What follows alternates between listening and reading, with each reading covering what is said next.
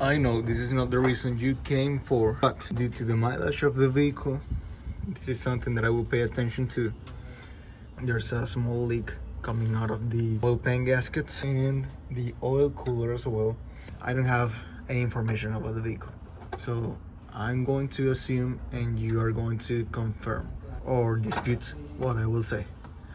This might be the OEM gasket, the one that came with the vehicle, both sides, both the cooler and the actual pan. Now, you mentioned low reading on the oil pressure. Could be caused by two things.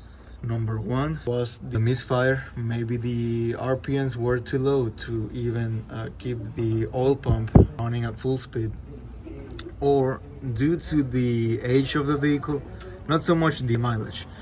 There are two seals related to the oil pump that are beneath this cover. When those seals, where the pressure drops a little, that's one of the reasons that you could have gotten a low reading.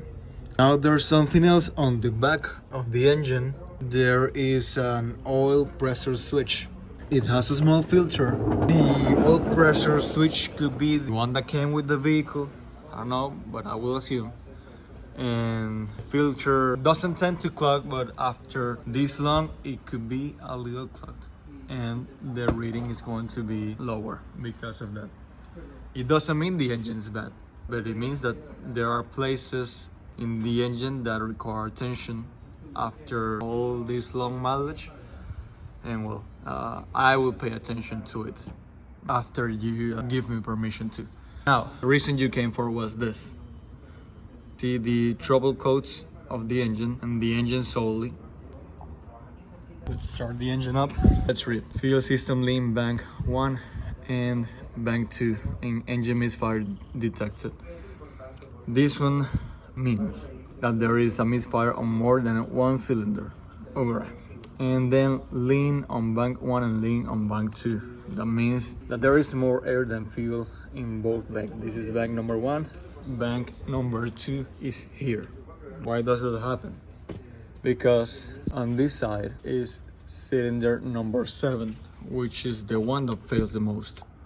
Alright, the misfire is on number 7 and number 6. Number 7 is the one for back on this side, and number 6 it's the second one back to front on this side.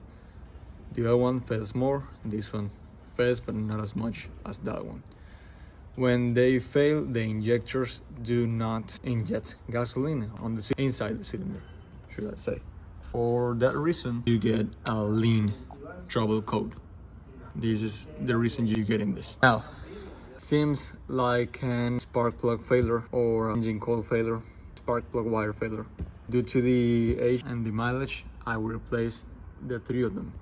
Then I will inspect the oil pressure sender on the back of the engine and its filter, and I will also check the seals that I mentioned before.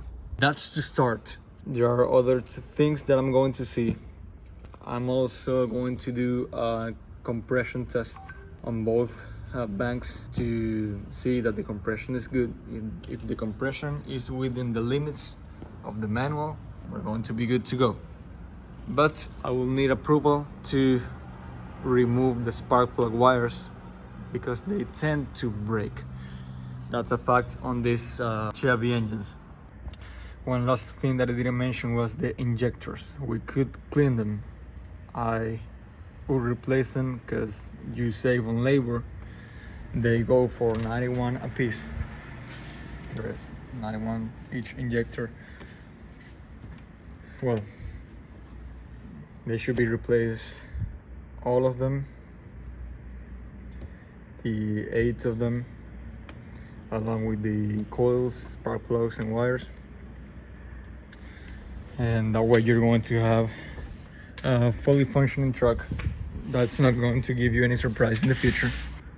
Finally, everything that I mentioned, it's going to be 2088 in labor. With parts included, it's going to be 4,249. If you instead want me to only focus on the misfire, let me know. But if you want me to tackle everything that I mentioned, it's going to be this. It can go lower if it's only for the Misfire. But this is what I would recommend, to do anything right away now that the truck is in the shop. Now that the truck is here and you're not using it, it's a good time to take care of everything. All right, well, I'm going to send you this in written form. Let me know.